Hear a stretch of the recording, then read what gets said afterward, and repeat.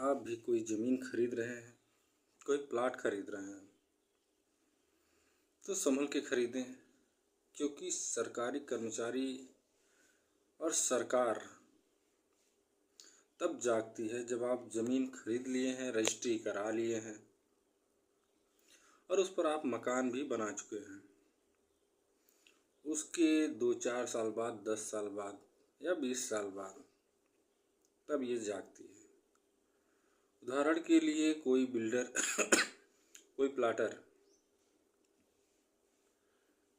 किसी ज़मीन को बेचता है, आप उसे खरीद लेते हैं, उस पर आप घर बना देते हैं, रहने शुरू कर देते हैं और 8-10 साल बाद कोई सरकारी कर्मचारी आके बताता है कि ये तो तालाब की ज़मीन थी, ये तो चारागाह की ज़मीन थी, गलती से किसी के नाम चढ़ गया है और वो आपको रजिस्ट्री कर दिया है, इसको आप खाली कीजिए और हमें दीजिए, नहीं तो आपके खिलाफ एक्शन होगा।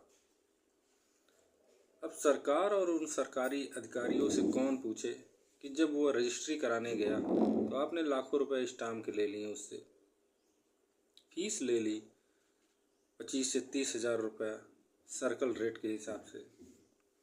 वो अधिकारी कहाँ पर थे जब वह रजिस्ट्री कराने गया था, और तब वो सरकार कहाँ थी जब उसका घर बन रहा था, जब वो नक्शा पास करा रहा था। तो सारे लोग तब कहाँ रहते हैं कि जब एक गरीब आदमी लोन लेकर या अपनी कहीं की ज़मीन बेचकर या किसी से पैसा लेकर एक प्लॉट खरीदता है और उस पर मकान बनाकर कुछ दिन रहता है। उसके बाद गवर्नमेंट के अधिकारी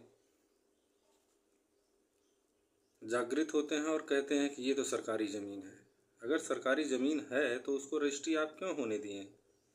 आपने तो अपना स्टाम्प शुल्क ले लिया, फीस ले ली और वो बिल्डर अपना पैसा ले लिया। अब इसमें फंसेंगे गरीब और आम नागरिक।